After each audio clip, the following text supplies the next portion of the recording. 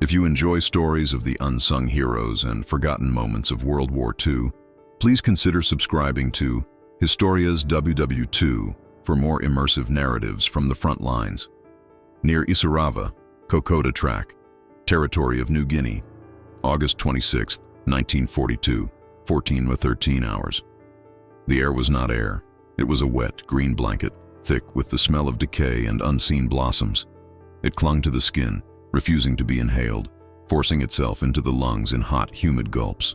Private Tom Rusty Hennessy tasted the mud before he saw it. It was in his mouth, on his eyelids, a second gritty skin. He was lying flat, his heart trying to hammer its way out of his ribs, the sound of it lost in the sudden, violent crack snap of a Type 99 rifle. "Contact front!" Sergeant Franco D's voice was less a shout than a raw scrape, swallowed instantly by the jungle. Rusty didn't move. He just watched a parade of giant green ants march past his nose, each carrying a piece of a leaf like a tiny standard. Beside him, Corporal Bluey Dawson was breathing in short, painful hisses, his Owen gun pointed into the impenetrable wall of vegetation. "See him? See anything?" Bluey whispered, his eyes wide, pupils shrunk to pinpricks. "Nothing," Rusty breathed back. "He's just in there." They were part of a 4-man forward patrol. C Company, 39th Battalion. Their mission was simple: walk forward until they found the enemy, then walk back.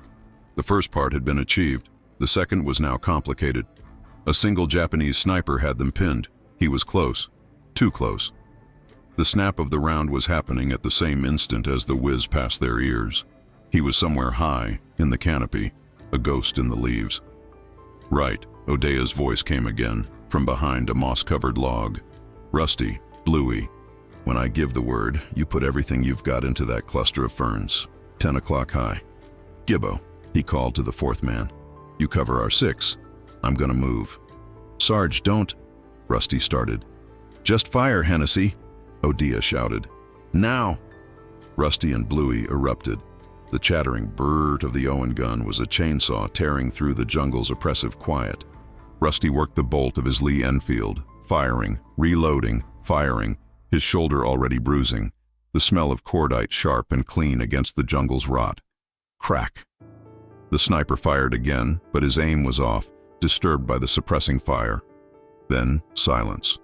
A profound, heavy silence, broken only by the drip of water from the canopy 100 feet above. "Sarge," Bluey called out, his voice trembling. "Sarge, you—" "Got him," Odea's voice grunted. He stepped out from behind the log, not from where he had been, but 10 yards to the left. He was breathing hard. "He's coming down." There was a sound, not a scream, but a series of heavy crashes as a body fell through the layers of foliage, branches snapping, until it landed with a sickening wet thud in the mud not 15 feet from Rusty. The man was small, dressed in a mud-caked uniform, his helmet gone. He was alive, barely. His leg was twisted at an angle that defied nature, and a dark crimson stain was spreading across his tunic from his side. Odea had hit him, but the most shocking thing was his face. It was a mask of sheer, primal terror, his eyes, wide and black, locked onto Rusty. "Gibbo, check him. Weapons," Odea ordered, already scanning the trees.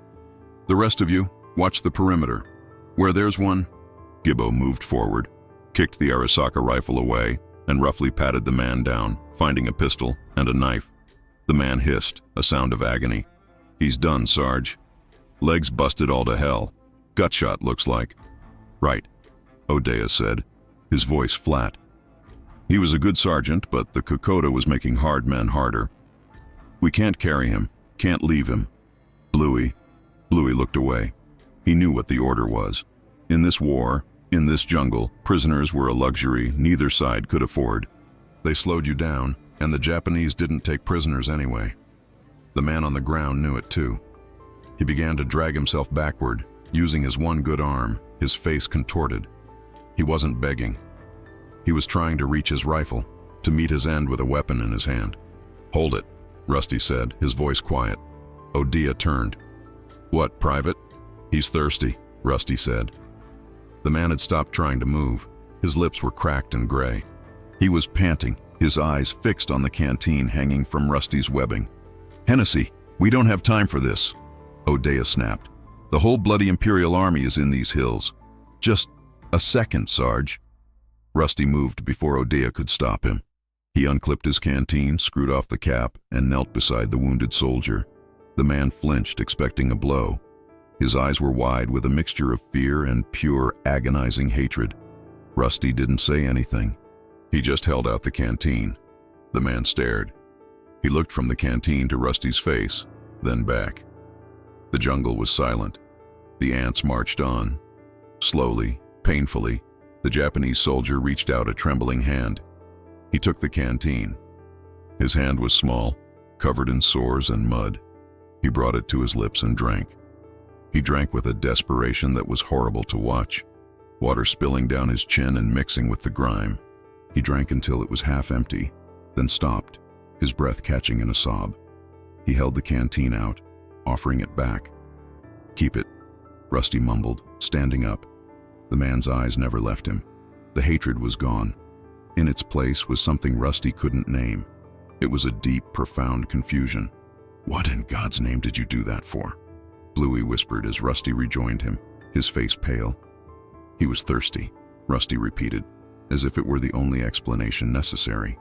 "Right," O'Dea said, his face like stone. He was furious, but something in the scene had unsettled him too. "Gibbo, tie his hands, tight. He's coming with us. Captain's got to see this." "Sarge," Gibbo was shocked. "We're taking him?" "You heard me," O'Dea barked, his anger returning. "He's an officer. Look at his boots. They're better quality than his uniform. And he's got a map case." Gibbo pulled a leather case from under the man's tunic. "Well, hell," Bluey breathed. "Maybe your drink of water just saved our bacon, Rusty." But as they hauled the man to his feet, his arms slung over their shoulders, Rusty Hennessy couldn't shake the feeling of those dark, confused eyes. He had broken some unspoken rule of the jungle. He just didn't know if he'd saved a life or condemned them all. General Headquarters, Melbourne, Australia, weeks earlier, July 21st, 1942, 10 hours. The maps told a story of impending doom. Red arrows, representing the relentless advance of the Empire of Japan, pushed south through the Pacific like a flood tide. Singapore had fallen. The Dutch East Indies had fallen. Rabaul, the strategic linchpin to the north of New Guinea, was a major Japanese fortress. Now, the red arrows were aimed at one place, Port Moresby, on the southern coast of New Guinea. "If Moresby falls," a grim-faced General Blamey stated to his staff, "the enemy will be on Australia's doorstep. They will have a dagger pointed at the heart of Queensland. It will not fall." But the reality on the ground was a nightmare. The only thing separating the Japanese invasion force at Gona and Buna on the north coast from Port Moresby in the south was the Owen Stanley Range, a spine of mountains so brutal, so inhospitable, that it was considered impassable. And bisecting that range was a single, treacherous, millennia-old native path, the Kokoda Track. This was the central problem. The Japanese, proving to be masters of jungle warfare, were not finding the track impassable. They were advancing.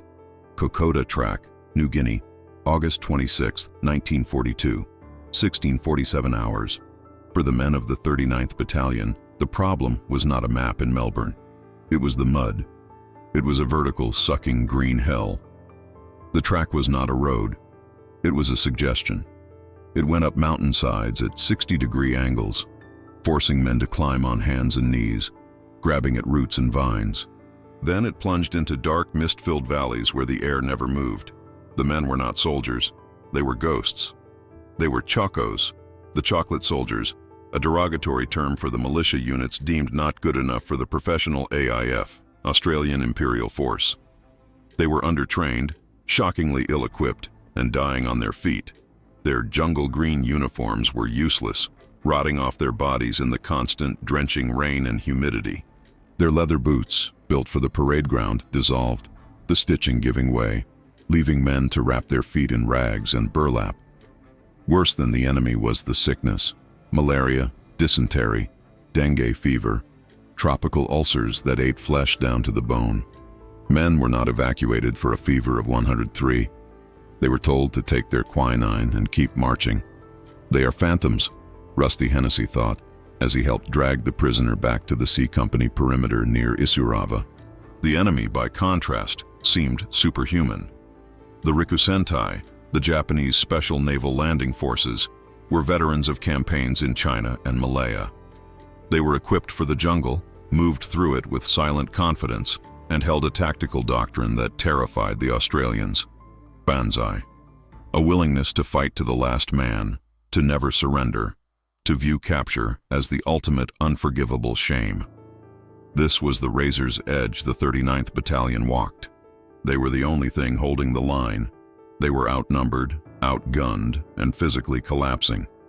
They were fighting a two-front war, one against a superior, fanatical enemy, and the other against the jungle itself. When Rusty's patrol staggered back into the perimeter, the reaction to the prisoner was not elation, it was horror. "God almighty, Hennessy, what's that?" A skeletal soldier leaning on his rifle whispered. "A bloody prisoner," Sergeant O'Dea grunted, shoving the man toward the command dugout. "Captain Davies wants to see him." The camp was a hole of mud and despair, hidden under the canopy. A few weapon pits, a leaking canvas for a medical tent, and the smell of boiled rice and latrines. The prisoner was deposited in front of a young, impossibly tired officer. Captain Davies looked at the man, then at O'Dea, then at Rusty. "A prisoner, Sergeant?" Davies's voice was thin. "You know the standing order. We don't have the rations. We don't have the guards." "He's an officer, sir," O'Dea said, tossing the map case onto the crude table. "Had this on him." Davies's eyes sharpened. He opened the case. Inside was a map, covered in Japanese script, and more importantly, red-inked positions. Their positions. "And," O'Dea added with a sideways glance at Rusty, "Private Hennessy here." He gave him a drink of water. Captain Davies stopped. He looked at Rusty. "You did what?" "He was thirsty, sir," Rusty said, feeling his stomach clench. Davies stared at him, his face unreadable. Then he looked at the prisoner. The man was sitting in the mud, his head bowed, his tied hands in his lap. He was silent. "Take him to the MO, patch him up as best you can," Davies ordered. "Then put him in the supply pit. Post a guard, a two-man guard. I can't spare it, but I can't have him escaping." He locked eyes with O'Dea. "This map is vital, but this is a complication we do not need." As Rusty walked away, he felt the eyes of the entire company on him. He hadn't just brought back a prisoner. He had brought back a mouth to feed, a man to guard, and a living, breathing symbol of the enemy into their last sanctuary. He had given water to a man who, just minutes before, was trying to end his life. The jungle didn't care about mercy, and Rusty was beginning to think his mates didn't either. C Company Perimeter, Isurava, August 26, 1942, 21:04 hours. Night in the jungle was not silent. It was a cacophony of a million insects, the shriek of unseen birds, and the drip, drip, drip of water. But for the men of C Company, the loudest sound was the wet, hacking cough of dysentery. This was the routine failure. Not a failure of arms, but of the body. Every day the company roster grew smaller, and not just from enemy contact. Men would simply sit down against a tree, their rifles slipping from their grasp, their skin a waxy, jaundiced yellow from malaria. They were consumed by fevers that sent them into shivering fits in 90-degree heat. "It's the sickness, Sarge," the medic, a man named Doc Harris, told O'Dea. "I'm out of quinine. I'm out of bandages. All I've got is willpower, and that's running low, too." The routine was a slow-motion collapse. Patrols went out and came back with nothing, having found no enemy, but having lost a man to a ravine, or a snake, or just sheer soul-crushing exhaustion. The Japanese, meanwhile, seemed to thrive. Their mortars would find the Australian positions with unnerving accuracy. Their snipers were patient, deadly. The desperation was a cold, hard knot in every man's stomach. They were all starving. The bully beef tins were long gone. Rations were down to a few spoonfuls of dry rice and field biscuits so hard they had to be smashed with rifle butts. It's like we're being eaten," Bluey whispered to Rusty as they shared a meal in their weapon pit. "Eaten by the bloody jungle itself. And they're just part of it." They were the enemy. The Japanese seemed to be made of the jungle. They used its cover, its noise, its very essence as a weapon. And the Australians were failing to adapt. Their attempts to build proper defenses were washed away in the nightly downpours. Their patrols, loud and clumsy, were easily ambushed. Into this pit of desperation, the prisoner was a new catalyst. He was in the supply pit, a 6-foot-deep hole in the ground, guarded by 2 men who looked as sick as he did. Doc Harris had bandaged his side and splinted his leg. The man hadn't said a word. He just sat, staring at the mud wall. "Waste of a guard," Gibbo muttered, spitting a stream of yellow bile. "Waste of rations.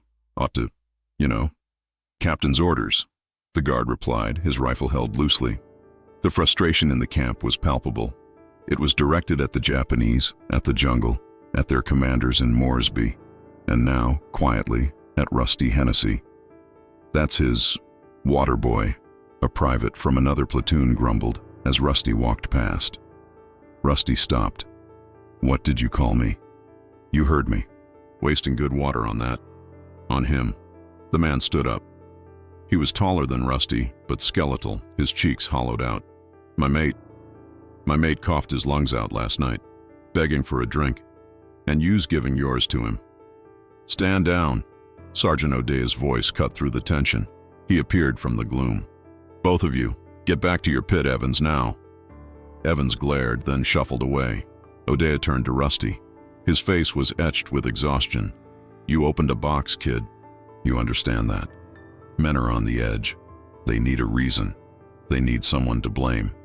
Right now, that's you." "I just gave him a drink, Sarge." "No," O'Dea said, his voice low. "You didn't. You treated him like a man. And in this place, that's a dangerous, bloody thing to do. It's dangerous for him, and it's dangerous for you. They see that and they think you're soft. They think you've forgotten what we're here for. Have you?" "No, Sarge." "Good," O'Dea grunted. "Because the Japs haven't. They're out there right now, getting ready to hit us. And they won't be bringing any canteens. The routine of failure was grinding them down. The sickness, the hunger, the climbing, the dying. And now, the presence of the prisoner had added a new, sour note. A moral confusion that no one, least of all Rusty, knew how to handle. The company was rotting from the inside out. Tom Hennessy was not a soldier, not really. He was a farmhand from the Queensland border, a long, lanky man with red hair that had earned him the name Rusty since he was a boy. His unconventional skill was patience. He'd spent his life waiting for rain to break a drought, waiting for a fence post to settle, waiting for a skittish horse to trust him. He understood the world not through orders and tactics, but through simple earthy truths. Things lived, things died, and everything needed water. He hadn't enlisted out of patriotism. He'd enlisted because the drought had taken the farm and the army promised 3 meals a day. He was quiet, observant, and possessed a simple, uncomplicated decency that the army hadn't yet managed to grind out of him. While other men saw the jungle as a green labyrinth, Rusty saw it as just another paddock, only vertical and wet. He saw how the vines grew, which way the water flowed, how the birds went silent just before the enemy appeared. He was a listener. The idea to give the soldier water wasn't an idea at all. It was an impulse, an animal reflex. He'd seen that look before. Not the hatred, not the fear, but the look underneath it, the hollow-eyed, cracked-lipped desperation of a dying animal. He had seen it in cattle stuck in dried-up creek beds. He had seen it in his own father, laid up with a fever, his hands shaking so much he couldn't hold a cup. In that moment, the man on the ground wasn't a Jap. He wasn't the enemy. He was just a body, shutting down from thirst and wounds. The act was as simple and unconscious as swatting a mosquito. Now, hours later, sitting in the pre-dawn cold of the weapon pit, he replayed the moment. The spark wasn't a flash of brilliance. It was a moment of profound recognition. When the soldier's eyes had locked onto his canteen, Rusty hadn't seen an ideological foe. He had seen himself 2 days prior, when his own canteen had run dry on a patrol, and the panic of a dry, swollen tongue had set in. That was Rusty's unconventional mind. It lacked the hard, strategic wiring of a soldier. He couldn't see the bigger picture of logistics and enemy morale. He saw, quite simply, the man in front of him. "You awake?" Bluey whispered beside him. "Yeah." "Thinking about him?" "The prisoner?" "Yeah." Bluey was quiet for a moment. "My old man was in the last one, in France. He said they used to trade smokes with the Germans, Christmas Day. Called it live and let live. Funny, eh?" "This isn't France, Bluey," Rusty said, rubbing his arms. "No, it ain't." Bluey sighed. "Still, what you did, it was something. Dunno if it was right, but it was something." The prisoner was still in the pit. Captain Davies had tried to interrogate him. The man's name, according to the papers in his pocket, was Lieutenant Arasaka. But he had refused to speak. He refused food. He refused more water.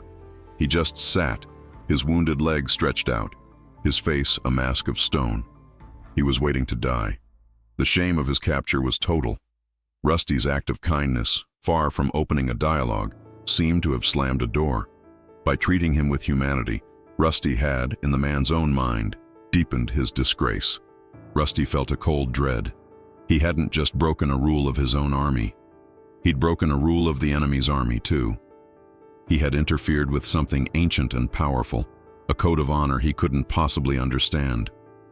And as the first, pale, sickly light of dawn began to filter through the canopy, he realized his simple, impulsive act of decency might have been the most profound mistake of his life.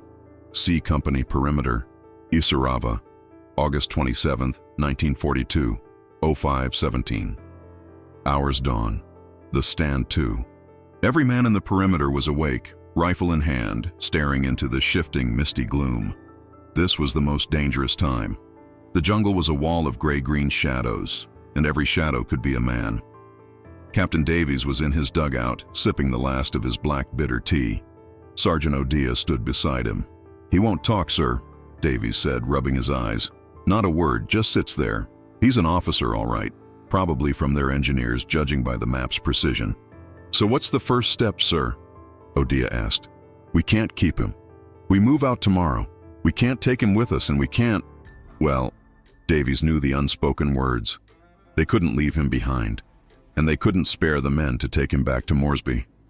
The implication was dark. "I don't know, Sergeant. For now, he's our problem." The skepticism was not just about the prisoner. It was about the entire situation. The men were on edge. The quiet confrontation between Rusty and Private Evans the night before had circulated. The company was dividing into two quiet camps.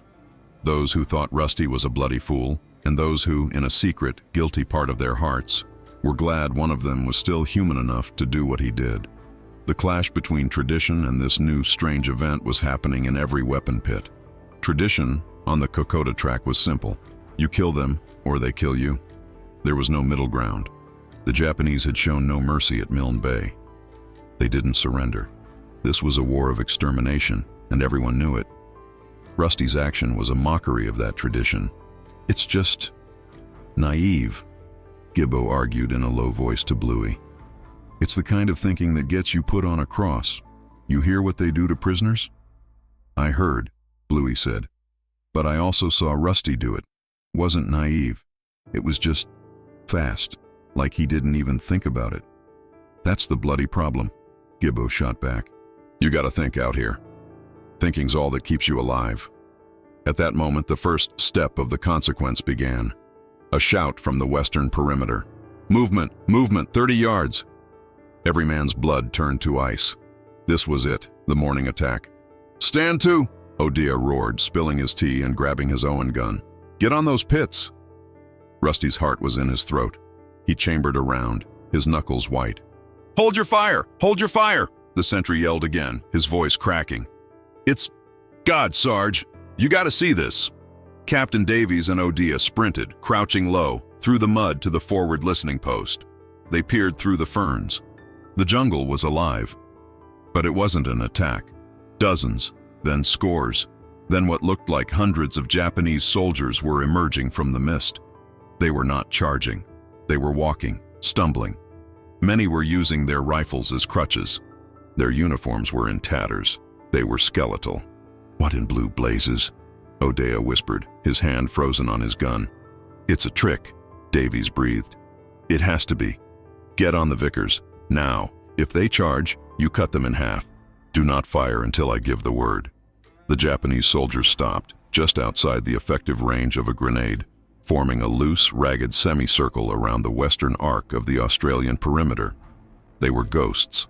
The supermen of the jungle were revealed to be as sick, as starved, and as broken as the Australians.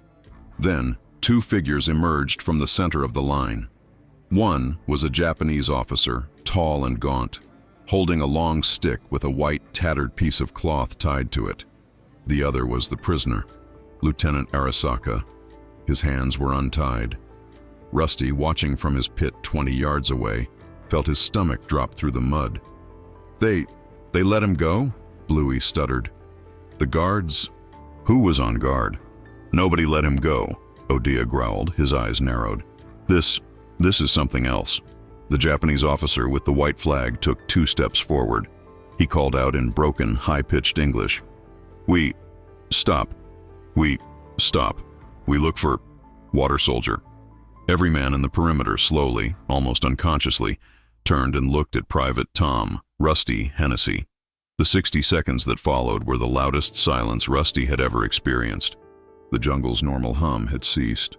The only sound was the click-clack of 100 rifle bolts being drawn back, the metallic shing of the Vickers gun belt being seated. The prototype being built here was not one of steel or wood.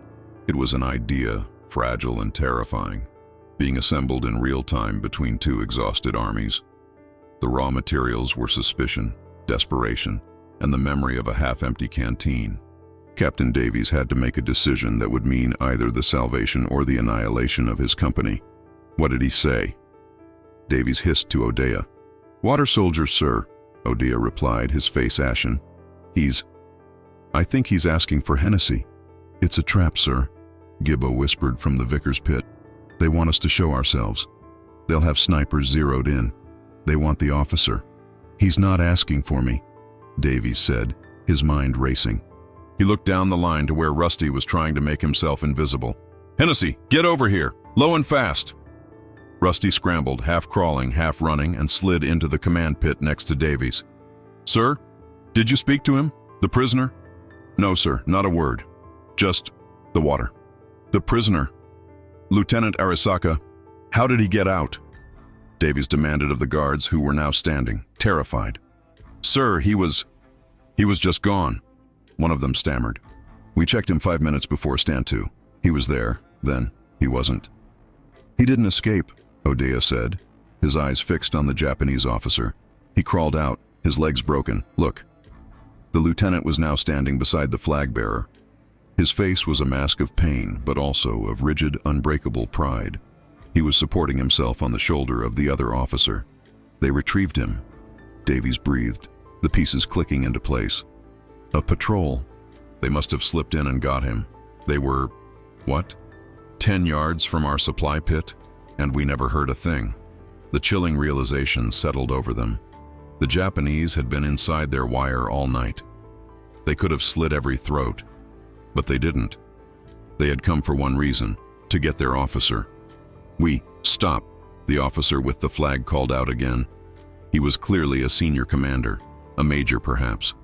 The major pointed at Lieutenant Arisaka. Soldier. Bushido. The word hung in the humid air. Bushido, the way of the warrior. Honor. You're soldier. Show honor, the major said, struggling. We have no food, much sick. Stop. He's surrendering, Davies whispered. It was so unbelievable, so outside the realm of possibility that he could barely form the words. He's trying to surrender. It's a trick, Captain, Gibbo insisted, his thumb caressing the trigger of the Vickers. They don't surrender, ever. They'll get in close and blow themselves up. Shut up, Gibbo, Odia snapped. The build was reaching its critical phase. Davies had to show his hand. He looked at Rusty. Hennessy, do you recognize the other one? The one with the flag? Rusty squinted. No, sir. Never seen him. Right. Davies took a deep breath. He slung his rifle over his shoulder, a deliberate, non-threatening gesture. He put his hands up, empty. Sergeant, Davies said, his voice low and firm. "If I fall, you open up with everything you have. Understood?" "Sir, don't—" "That's an order, Sergeant." Captain Davies stood up, slowly, emerging from the pit. He stepped into the clearing. "I am Captain Davies," he shouted. "We accept. Tell your men. Put weapons down. Bukio Sutero." The Japanese major stared. He conferred with Lieutenant Arisaka. The wounded officer nodded, his eyes finding Rusty in the pit. He held Rusty's gaze for a second, and in that second, Rusty saw it again. Not gratitude, but a profound, earth-shattering confusion. A man whose entire world had been upended. The major turned back to his men. He shouted a string of sharp, guttural commands. The sound that followed was the sound of defeat. A clatter and thud, multiplied by 200. Rifles, machine guns, and mortars being dropped into the mud. The 200 enemy troops who had surrounded their camp were not an invading army. They were prisoners. The tension did not break. It transformed. It became a high-frequency vibration, a new kind of terror. The first test of this fragile truce was the act of disarming. "Odia!" Davies called out, his voice shaking only slightly. "Take Hennessy and 2 others, no rifles, sidearms only. Go out, meet them. Bring the officers here. The rest of you, stay on those guns." "Sir, me?" Rusty felt a cold spike of fear. "You're the water soldier, kid," Odia grunted, checking his Webley revolver. "Looks like you're a bloody diplomat. Let's go." Rusty, Odia, Bluey, and Gibbo pulled from his beloved Vickers, slung their rifles, and walked out of the perimeter. Every step felt like walking on glass. Rusty's skin prickled. He could feel the eyes of 200 men on him. He could smell them. It was the smell of sickness, starvation, and gangrene. The Japanese major and Lieutenant Arisaka met them halfway. The major was a wreck. His uniform was immaculate, but his face was a skull. He was starving, but his eyes burned with a terrible, rigid pride. He bowed, deeply. Odia, a brawler from the Sydney docks, was completely wrong-footed. He gave a short, awkward nod. "Righto." The major spoke to Arisaka, who then spoke to Odia. His English was much better than the major's. "Major Kimura." "Thanks, Captain Davies," Arisaka said, his voice a dry rasp. He was clearly in agony from his leg. "He says his men are finished. The jungle has defeated them, not you." "Right," Odia said.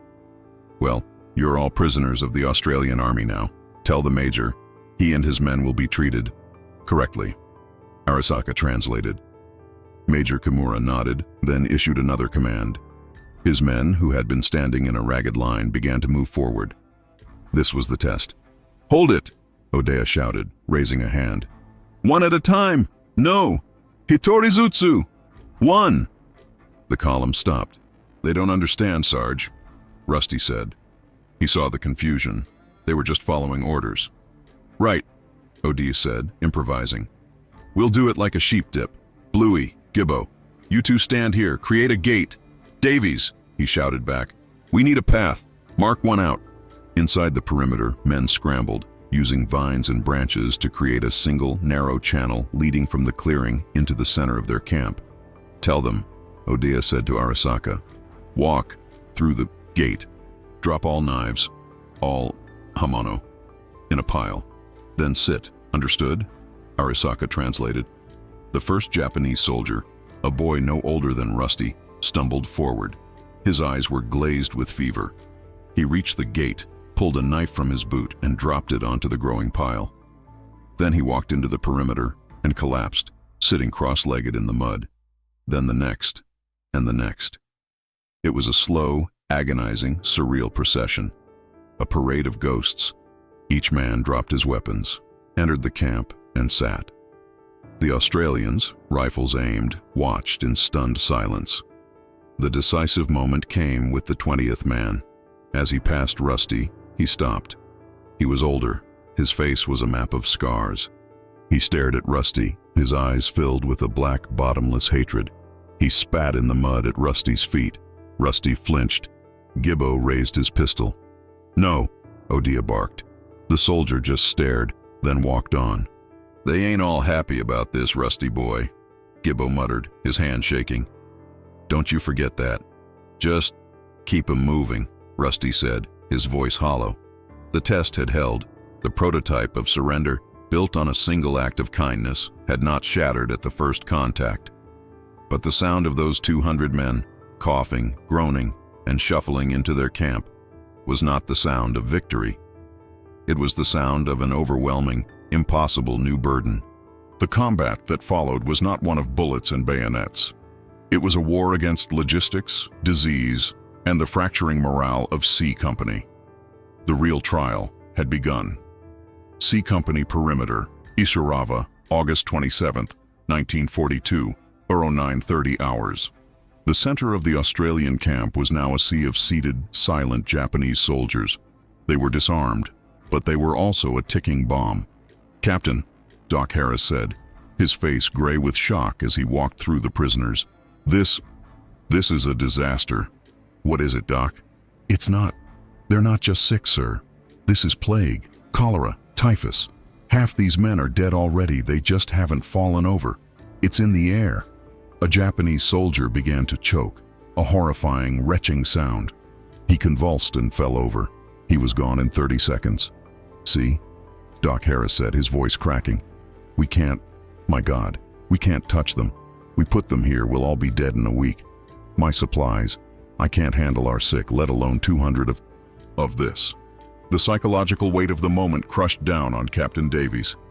He had 80 of his own men, all of them on half rations, all of them exhausted. He now had 200 prisoners, minus one, and counting, who were dying of infectious diseases, with more Japanese patrols certainly in the area. "Right," Davies said, his voice acquiring a hard, sharp edge. "This is no longer a camp. It's a hospital, and it's a prison. Odia, get every man with dysentery, ours and theirs, and move them to a containment area, downriver. Now." "Sir, we can't." "We can, Sergeant. We must. Rusty." "Hennessy." Rusty turned. "Sir, Lieutenant Arasaka, he's your patient. You and he are going to be the go-betweens. I need order. I need to know who's who, what their ranks are. I need to know how many more of them are out there." The split-second decision was this: treat them as human beings and risk his entire company to disease and starvation, or treat them as the enemy and what? He couldn't bring himself to complete the thought. Rusty's act of giving water had set the precedent. They had to follow it. "Bluey, Gibbo," Davies commanded. "Break out the emergency rations. All of them. We're cooking rice, a full pot. We're going to feed them. 1 cup per man." "Sir," Gibbo protested, "that's our food. That's our last reserve." "They are our prisoners, Private," Davies said, his voice like iron. "We are responsible for them. We will not behave like the enemy. We will show them what a real army does. Is that clear?" Gibbo's face was a mask of fury, but he snapped, "Yes, sir." Rusty found Lieutenant Arasaka, who was being tended to by Doc Harris. Harris was shaking his head. "Legs gone septic, mate. This bandage, it's just for show. He needs a surgeon, needs Moresby." Rusty knelt. "Lieutenant, can you help? We need order." Arasaka looked at him. His fever was high. "Why?" he whispered. "Why, this. Because Rusty fumbled. "Because this is what we do." "You gave water," Arasaka said, as if reciting a confusing puzzle. "And now, food. We are your enemy. We tried to end you. That was yesterday," Rusty said, surprised by his own words. "Today you're just here. Will you help?" Arasaka held his gaze. Then he nodded. "I will speak." The real trial was on. Rusty and Arasaka, a strange pairing of a Queensland farmhand and a Japanese engineer, began to move through the camp. Arasaka would speak, his voice weak but sharp, and the listless, dying men would organize themselves into squads. They separated the sick. They designated NCOs. The combat was against chaos.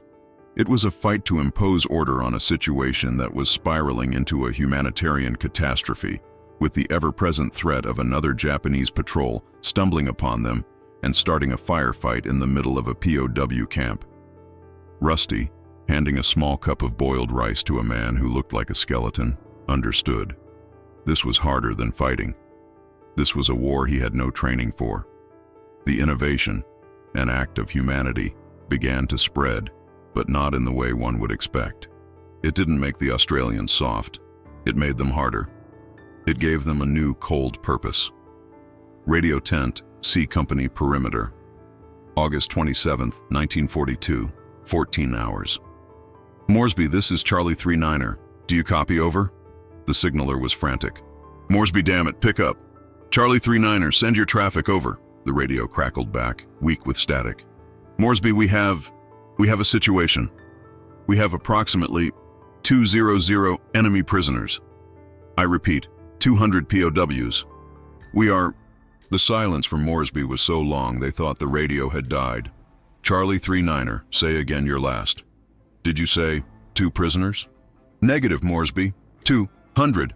Our position is untenable. We have mass sickness. We need immediate support. We need airdrops, food, medical, and we need extraction. Over. The domino effect was one of pure logistical panic. Back in Port Moresby, the report landed on General Vasey's desk like a grenade. 200? Surrendered? To the 39th? Surrendered? The general was dumbfounded. It's a bloody mistake, or a trick. But it wasn't. Captain Davies's report, encoded and sent, confirmed it. It also confirmed the cost. C Company was now immobile. They were no longer a fighting force. They were prison guards. The recognition came in the form of action. Within hours, the entire strategic plan for the Kokoda track was altered. The 214th and 216th Battalions, AIF veterans, were ordered to accelerate their push up the track, not to relieve the 39th, but to secure them and their prize. On the ground, the domino effect was more personal. Sergeant O'Dea found Rusty Hennessy asleep on his feet, leaning against a tree. He'd been hauling water for 18 hours straight, for his own men and for the prisoners. O'Dea pushed a lukewarm cup of tea into his hands. Drink it. Sarge. You did this, Hennessy. O'Dea's voice was not angry. It was awestruck. You know that, right? All this madhouse. It's on you. Is that a bad thing, Sarge? Rusty asked, his voice thick. O'Dea looked out over the dreadful, silent camp. The Japanese prisoners were huddled under leaking tarps.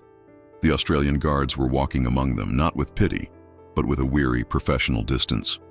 I don't know what it is, O'Dea said, but it's the first time in a month I've seen the Japs with their heads down. The first time we're the ones holding all the cards. He took a drag from a rolled cigarette. Captain Davies, he put you in for a mention, wrote it up himself. A mention for what? For uncommon valor and initiative resulting in the surrender of significant enemy forces. That's what the brass calls giving a bloke a drink of water. A runner suddenly slid into the dugout. Captain, radio from Moresby. They're sending transports. They want the package secured. And, sir, a Yank general is flying in, wants to see the miracle at Isarava for himself. The dominoes were falling, all the way up to MacArthur's headquarters.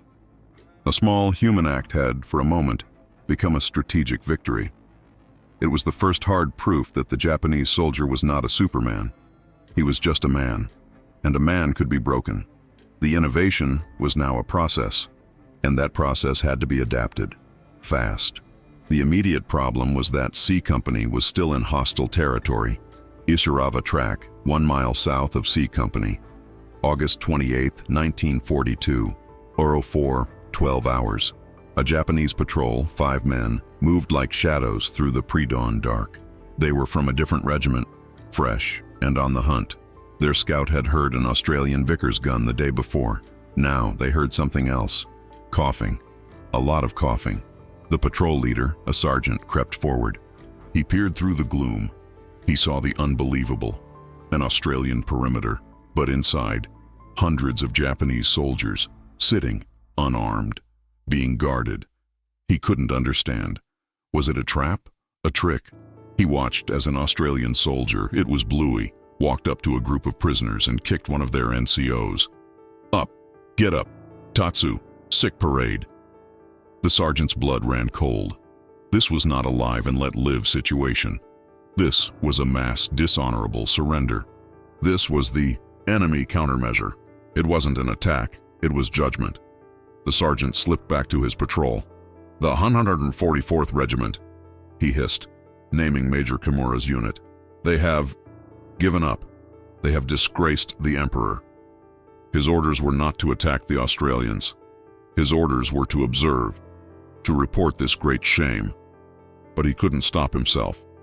He raised his Arisaka, took aim at the nearest Australian sentry, and fired. Crack! The shot electrified the camp. "Sniper, get down!" Odia roared. The prisoners, trained for a decade to react to gunfire, instantly fell flat, covering their heads. The Australian guards, however, returned fire into the dark. "Field modification," Davies yelled. "Odia, get the prisoners moving. Form a hollow square. Get them inside our defenses. Use them as a human shield if you have to." It was a brutal, necessary order. The prisoners were an asset, but they were also a liability. Rusty and Arisaka were in the center of the chaos. "Tell them!"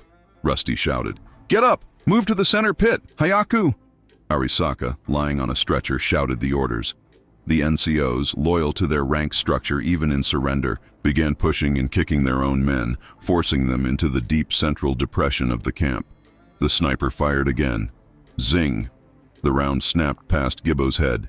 "He's in the big tree. 10 o'clock, Gibbo yelled, swinging the Vickers. He didn't fire. He couldn't. The prisoners were in the way. This is the field modification, Odia realized. The enemy couldn't launch a full attack without risking their own men. The prisoners were, paradoxically, their best defense.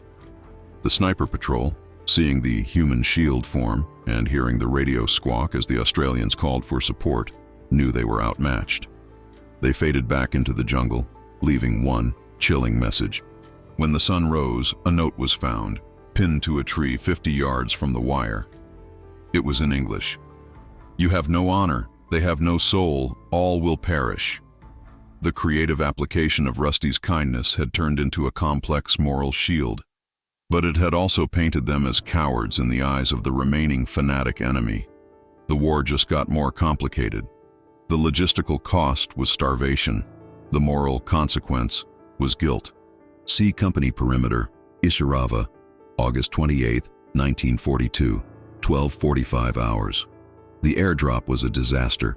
The C-47 transport planes, flying high to avoid the mountains, dropped their crates of food and medical supplies. Most of them missed the tiny clearing, snagged in the 100-foot canopy, or plunged into ravines, lost forever.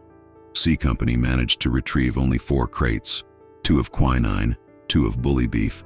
Captain Davies stood over the meager haul. He had 280 mouths to feed. "Sir," Private Evans, the man who had confronted Rusty, said, his voice shaking with hunger and malaria. "Sir, that's ours." "That's for us. It's for the company, Evans," Davies said. They're not company, sir," Evans said, gesturing to the prisoners. "They're the enemy. We're starving. You're going to feed them before us?" This was the moral dilemma. The overconfidence of the miracle was gone. Now, it was a question of survival. "Every man," Davies said, his voice quiet but final, "gets the same. 1 biscuit, 1 spoonful of beef. Ours, theirs. No difference. Doc, the quinine, triage. Worst cases first, regardless of uniform." "Captain," Evans exploded, "my mate is shaking so hard his teeth are cracking. You're going to give that quinine to a Jap?" "I am," Davies said, stepping close to Evans. "We are not butchers. We are Australian soldiers, and we will behave as such. If you have a problem with that, you can take it up with Sergeant Odia." Evans looked at Odia, whose hand was on his pistol. Evans deflated, his shoulders slumping. "No, Sarge." Rusty was given the task of distributing the food to the prisoners. He had to go with 2 guards, as the sight of the food made the starving men surge, their rigid discipline finally breaking. "Back! Get back!" Gibbo yelled, shoving men with his rifle butt. Rusty handed the small portion to Major Kimura first. The major, who had not eaten in what looked like days, took the biscuit. He looked at it. Then he broke it in half and gave half to Lieutenant Arisaka, who was lying beside him, sweating with fever. Rusty watched. He felt a profound, confusing knot in his stomach. He was feeding the men who had, 3 days ago, been hunting him, and he was doing it while his own mates were starving. He was proud, and he was deeply, deeply ashamed. He walked over to Arisaka. The quinine. Doc says you're first. Arisaka looked up at him. His eyes were clear, the fever having burned away his confusion. Why? He whispered. Did you do it? The water. Rusty stopped. He had no grand answer. He just shrugged, gesturing at the rain-soaked jungle, the mud, the sickness. Look at this place, Rusty said. Here. I reckon you're either a man or you're just part of the mud. I just didn't want to be mud. Arisaka held his gaze. You saved my life, and you have doomed my honor. I do not know if I can. Thank you. You don't have to, Rusty said. Just take the medicine. The unintended cost was clear. In showing his own humanity, Rusty had destroyed another man's, and in saving 200 lives, he had put his own company on the brink of starvation. His inner conflict was total. He had done the right thing, and it felt completely, terribly wrong. The Kokoda Track, near Eora Creek. September 5th, 1942, 11 hours. The legacy of the Isurava incident was immediate. The arrival of the 214th Battalion was like a tidal wave of fresh, strong, healthy men.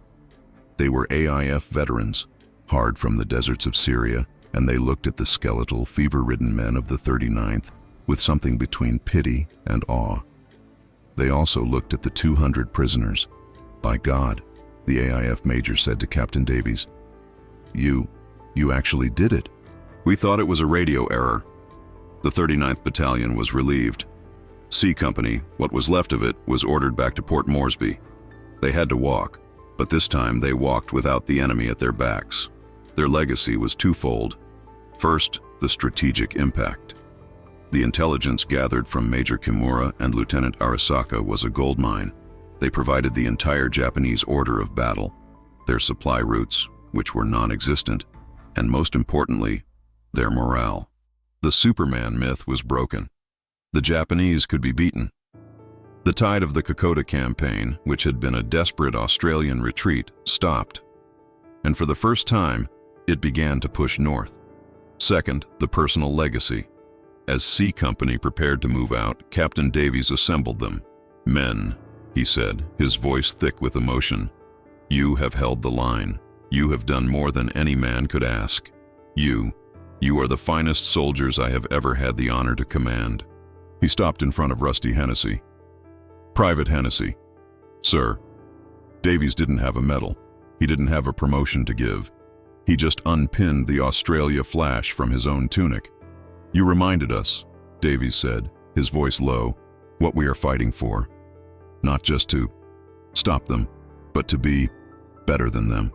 Don't you ever lose that. He pressed the small piece of cloth into Rusty's hand. It was not a Victoria Cross. It was not a promotion. It was a piece of thread. But for Rusty, it was the heaviest thing he had ever held.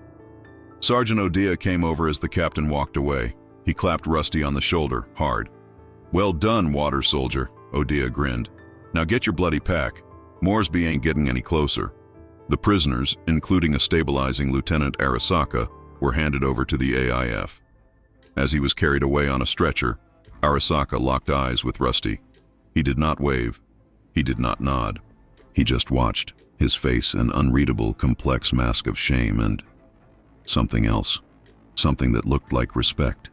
Rusty Hennessy shouldered his pack, which felt impossibly light, and turned south, walking away from the jungle that had nearly consumed him. Toowoomba, Queensland, Australia. November 10th, 1975, 14:30 hours. The grass was brown, baked by a sun that had not relented in 4 months. The air was thick with dust. Tom Rusty Hennessy, his red hair long since faded to white, sat on the porch of his farmhouse. He was 55 but looked 70. His hands, gnarled by arthritis, rested on his knees. He rarely spoke of the war. He never went to Anzac Day marches. His wife knew he'd been to New Guinea and that it had been bad. That was all. A young man in a suit, a university historian, was sitting opposite him, a tape recorder on the table between them. "Mr. Hennessy," the historian said, "I'm here because of Captain Davies's journals. He wrote about you, about an incident at Isurava." Rusty just stared at the dry creek bed. "He called you the water soldier." The historian prodded gently.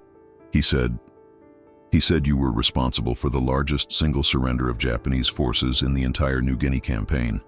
200 men. Rusty was silent for a long time. The only sound was the clacking of the windmill. "He was thirsty," Rusty said finally, his voice a low rasp.